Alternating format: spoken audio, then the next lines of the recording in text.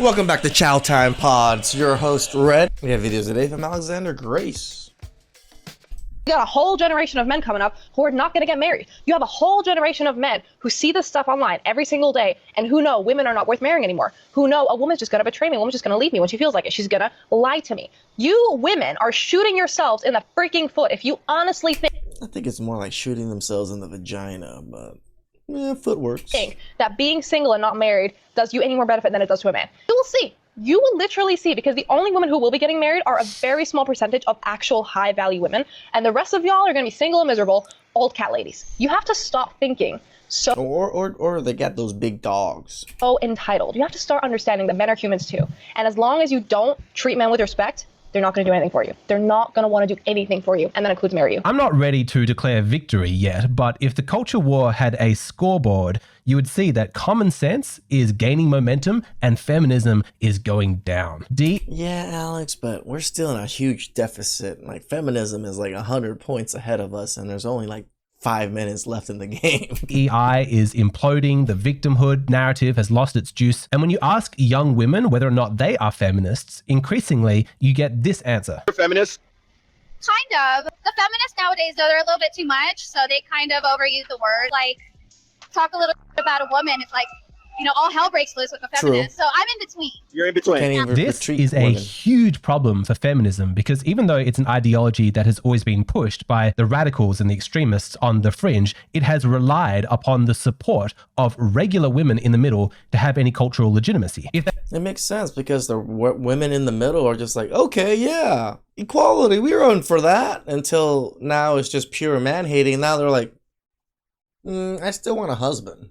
They lose the normal women in the center. They lose their source of power. And it makes you wonder, how did we get to this point? Like, feminism was at such an advantage. How did they blow it? Even 10 years ago, they had absolutely uncontested supremacy. But now we can legitimately envisage a future where it's just a relic of the past. And it's fascinating to think about. How did this happen? How did they get to the point where they could lose everything? Of course, I'd like to believe a channel like mine has moved the needle just ever so slightly. Hey, 0.01% is a movement. I'm probably 0.001%, which is still good for me. Do our part. But honestly, feminism itself just kind of blew it. You know, they were at this huge advantage. They were in the lead. They were winning. And it was at that point that they decided to do the dumbest, stupidest, most possible decision strategically that they could. If feminism is defeated, it's entirely their own fault. What am I talking about? Well, I want to take you back to 2017, back when I first started my channel, because it's worthwhile reflecting on how far we have come. Because just 9 years ago, if you said things like biological sex is real, there is a difference between the two genders, that would instantly get you labeled as a sexist. If you said that men were also victims of violence and abuse, you would be accused of minimizing the suffering that women went through. It was a time of walking on eggshells, because the feminist narrative, their power was just so absolute. Do you remember this guy? This is Jordan Peterson. He's the guy who told I remember him. I liked them. us to clean our rooms. If you were paying attention back then, you won't believe the vitriol that they hurled at him. They called him far right, evil, Nazi, king of the incels. There was seemingly no limit to how awful he was. And given the amount of toxicity that was directed towards him, you would think that he must be saying really outrageous, like hateful, sexist things against women. By the standards of today, when you look back at those interviews, it is absolutely incredible. They were insane. The women that were like going against Jordan were just insane. How tame and measured his statements are. There's credible evidence that there are biologically mediated differences between men and women at the level of temperament and interest that are actually large and profound. And I would say the science on that is sufficiently settled so that someone can come out and say that's scientifically credible. Let's make the assumption, I'm paraphrasing slightly, but let's make the assumption that we want to, as a society, we want to extract maximum useful economic value from talented people. So one of the things we want to do is, if some of those people are women and some of them are men, we want to understand the actual differences between women and men so that we can set up the workplace so that both women and men can contribute to the maximum economically so that they can benefit as individuals and everybody can benefit socially. Isn't it? Makes total sense, right? Fascinating. It's like looking into a time capsule. And it's interesting that this guy, like this dorky looking grandpa dude, at some point in our culture, he was Hitler, denounced and shamed and cancelled. Damn, Alex is so right. He was hated at the level of Hitler, wasn't he? They really disliked this man for literally just spouting out normal data. for saying basic common sense stuff like this. Nothing he was saying was untrue. The stuff that we were talking about back in 2017, it was all empirically grounded. Paternity fraud, toxic femininity, abuse towards men, male suicide, all of it was available and documented and scientifically proven, and all of it was labeled as misogyny. But that was a huge strategic blunder, because when he's saying grounded, true statements, of biology, and your response is to call him a Nazi, the consequence of that is that you just lose credibility with anybody who's grounded in the science, and you can't recover that. Which is a lot of men, and there's a good amount of women that care about science. When you're shown to be a partisan, dishonest actor and you lose your credibility, it's lost forever. Being a misogynistic loser can take any shape or form inside of a man's body. The reality is, we say all men because it genuinely is all men. We say all men because women need to be treating every gun like it is loaded. No matter how a guy presents himself to you, you do not know who he is until you've been around him for years. So you can advocate that all men need to spend years being guilty until proven innocent, but Jordan Peterson was the extremist? This kind of over-the-top moral outrage, ridiculous hypocrisy, it only works on one kind of person. Someone who formulates their belief through social consensus, conformists, NPCs, people who just follow the herd. But those are not impressive people, right? Like, they're not the kind of people you want to have on your team. They don't really contribute much. They have no mind of their own, and they're only with you so long as you are on top. They're not really loyal to your ideology. They don't even understand it. They're just sycophants for the regime. And the moment that you lose power and you're no longer the culturally dictating force, you're not the majority anymore, they're going to abandon you. They'll follow wherever the new social media algorithm pushes them. I talk more about that in part 2 of this video. But for anyone who is smart and rational and independently minded, who reasons from first principles, from data, from observable reality, labeling Jordan Peterson's claims as extreme didn't make him lose credibility. It just meant that you lost yours. The reason why this guy became so insanely popular was specifically because you attacked him so much. And because you were wrong about what you were saying, it made him seem more trustworthy. And that was just so stupid.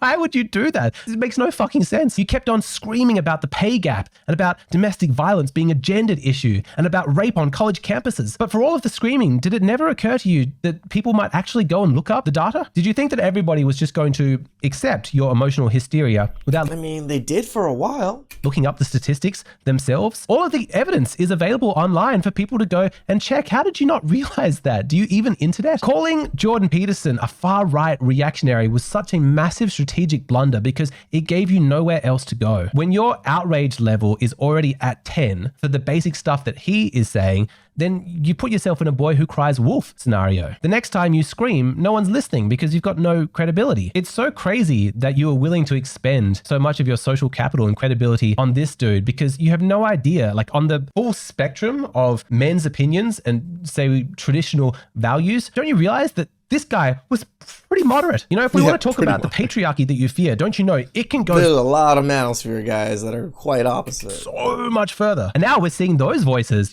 come out of the shadows and they're speaking and they're finding large audiences. But how are you going to sound the alarm about those guys? No one's listening anymore. Nobody takes you seriously because your moral vocabulary got inflated to the point where it was worthless. You overplayed your hand and you sounded the alarm way too early. Initially, feminism was being attacked. This is what we see with a lot of women with the word abuse, right? They overinflate that word to such a degree. Now they use that just as soon as you say anything that is discomforting to them, you're abusing them. From within the liberal philosophy, yes, we're all equals, but please, make more of an effort, ladies, to live up to that notion of equality. Now, the primary threats to feminism are coming from a very different place. And so what's the response from feminists going to be? Have you learned your lesson, or are you gearing up to make the exact same mistake again? In truth, it's debatable to the degree that they can actually alter their strategy because it operates so much like a cult. And I talk about the cult-like mindset that feminists employ in part 2 of this video. But they have a limited time to actually pivot because women everywhere are waking up to their femininity and realizing that it actually feels good to be married and have a husband. It feels good to be a mother and have children and healthy relationships. And to be like complimenting to your man.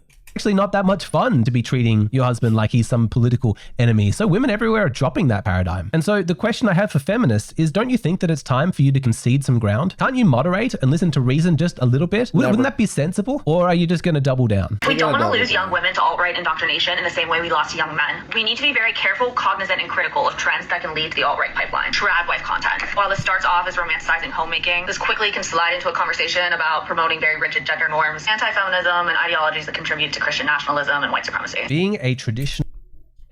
You know, there's a lot of traditional married Asian families. I don't think we're white supremacists. We're Asian supremacists for sure, but white supremacy? I don't know about that one. Wife is a pipeline to white supremacy. My God, this right here, this is why you are losing ground. Do you not see that? By labeling they forget that there's other races and other groups of people in this country, right? Like, there's plenty of minorities and plenty of other people that get married that aren't white supremacists. More rational content as extreme, you are effectively handing credibility to everybody who's downstream of that. When you call Jordan Peterson a Nazi, it makes it so much easier for everybody else to extend the benefit of the doubt to other people who are being called Nazis, even if those people genuinely do have extreme views. The radicalization pipeline that you are talking about was not built by male content creators. It was created by people like you who refused to engage with these arguments when they were being presented at a moderate and reasonable stage. Honestly, you could have made small concessions to reality and probably saved the credibility of your movement. You wouldn't have even had to give up that much, but you refused to give up anything. At that stage, when you already had so much, you decided to demand more. And remember, it's just not enough. You're wondering why nobody is listening to you anymore. Message to young men and young men only. I know that when it comes to women and dating, for some reason, y'all don't like to listen to women. You rather listen to a ball bit all over a podcast. But take it from somebody that's taking collegiate level sociology classes. You're collegiate level? What? much better off listening to us than those angry, unloved men that be spitting all over the podcast mics. Okay, you may have taken collegiate level sociology classes, but when your critique is limited to those men are angry and unloved, then you've got no intellectual credibility. No one's going to listen to you because we don't want your moral shaming. It doesn't help anything. We want you to engage in the arguments. Like, we've got the message. There's nothing else that you could say. Okay, yeah, we're all sexist. We're all, patriarchal. We're gay. Misogynistic, toxic, masculine. We get it. Yes, we should all be ashamed of ourselves. Fine, okay. But is what we're saying wrong? Is the argument untrue? Is the data false? At this stage, that's all we care about. Men abandoned feminism because feminism is explicitly a closed tent. It doesn't offer anything to men. That's by design. Women said that men suffer under the patriarchy and feminism is not anti-men. It's for men and women. But yet, when men tried to express their grievances and open up about their suffering, they weren't just ignored. Shamed. They were shamed and laughed at. If you raise an issue from a man's point of view, like a men's experience of suffering inside a feminist context, a feminist environment, you will be told that you are derailing the conversation, that you are distracting from women's issues, that you are part of the problem. So what was the plan exactly? Did you think that men would just be shamed forever and that we would just hold our tongues and be silent indefinitely? Is that honestly what you expected? It's difficult to feel sorry for you as you lose your cultural power now, because it just would have been so easy for you to just make the tiniest bit of room, to put in a release valve. Every system needs one to be able to let go of a bit of pressure. It builds up, and men needed a legitimate avenue to express their grievances. You could have expanded feminism to include that, but you didn't. Men asked for you to make that change and you refused. That wasn't imposed on you from the outside. That was a choice that you made. And so how can you be surprised when men are no longer allies in your cause when you treated them with contempt? And you lied to us saying, oh, it's equality for everybody. No, it isn't. It's just advocacy for women. It's not just men. This is how you lost, normal, moderate women. Because a regular, kind woman, she looks at this feminist treatment of men and it grates against her being because she's feminine. She's kind, she's caring. She also has brothers, fathers, sons, and cousins that are men that are just getting treated so disgustingly. How can they be on board with it? And she looks at the way that you're treating men, and it goes against every feminine instinct that she has. She looks at that mocking tone that's taken towards men's issues, and she thinks that's not fair. Everybody deserves help and care and dignity. I love the men in my life. They're nice to me. They take care of me. I take care of them. I don't resonate with this hateful, divisive ideology you're trying to push onto me. And I don't want to be associated with this hateful ideology. No, I'm out. I think feminism has gone too far or not far enough? I think it's gone too far. Too far. Too far. Way too far. I think feminism has gone too far, of course. Men hating at this point. This world isn't just women, it is men as well. And men play a very, very large aspect in keeping our politicians and our government and our world running properly. And I think that they have just as much to bring to the table as women do. Women are increasingly choosing femininity over feminism. And that's the message of it's easier and it's comforting and it's enjoyable for them. Just like it is for us to be masculine. This channel. We love femininity. We don't like feminism. And what these women are increasingly waking up to is the fact that by excluding men from feminism, you effectively excluded women as well. There's no real difference because the two go together. Common sense tells you that a woman is meant to be with a man. That's how our species reproduces. Masculinity and femininity define each other. They complement each other. And so by attacking men, you are attacking women. These women, they've figured this out. And increasingly they're saying, no, then I'm not interested in your feminism anymore. Here's why more and more young women are rejecting feminism and just do not want to be associated with it at all. I think these younger generations have really, really good BS detectors. So on its face, feminism sounds great, right? Equality for all and girls supporting girls. That sounds so beautiful. But the second you kind of test that out, you very quickly find that it has just become a total facade. If I'm putting on makeup for my husband to come home from work, or if I'm cooking for him, they get upset. They don't like that. Whoever the head of PR is for feminism needs to be fired. They are doing a horrible job because almost all of their representatives who are outspoken, they just seem so miserable, so hateful, so bitter. It doesn't look fun. The vibe ain't vibing, you know. I like fun and, you know, exciting things, not miserable and, you know, crappy things at all. Nothing about that sounds appealing. I think that's why we're starting to see the trad wife stuff on TikTok, is because people are so sick of the other side, so done with the angry, man-hating, putting women down. That is so good. So depressing. The vibes, the feminism vibes, they're not vibing, right? She said, the feminist women, they seem so miserable. That doesn't look fun over there. The PR head of feminism needs to be fired. This shouldn't be a surprise to you. Women are going to follow the vibes. You know, if one side seems angry and hateful and miserable and the other seems fun and cutesy, you know, and happy, where do you think women are naturally going to flock? And if there are any feminists watching this video, let me tell you, you're at a fork in the road because you can either double down on the hateful, exclusionary, extremist rhetoric, or you can start to concede the basic points of reality that we've been talking about. Keep watching this channel. I promise you're not going to find anything hateful, anything extremist. I'll be saying things like female to male abuse is real. There needs to be equality inside a relationship, equal contribution, equal accountability. Men and women are different. I'll be saying things like that, but none of that is fringe stuff, okay? If it seems that way to you, that's just a reflection of how indoctrinated into your ideology you are. But all of that is common sense. So I encourage you, keep watching and engage with the substance of the channel. You know, if you disagree with something, make your case, but just drop the moral outrage. No one cares anymore. It's true. We don't care about the moral outrage anymore because we know it's not real. You are just pretending just to shame men into not thinking the way we want to think. Please subscribe, comment down below. I really appreciate that. Catch you guys next time. Ciao.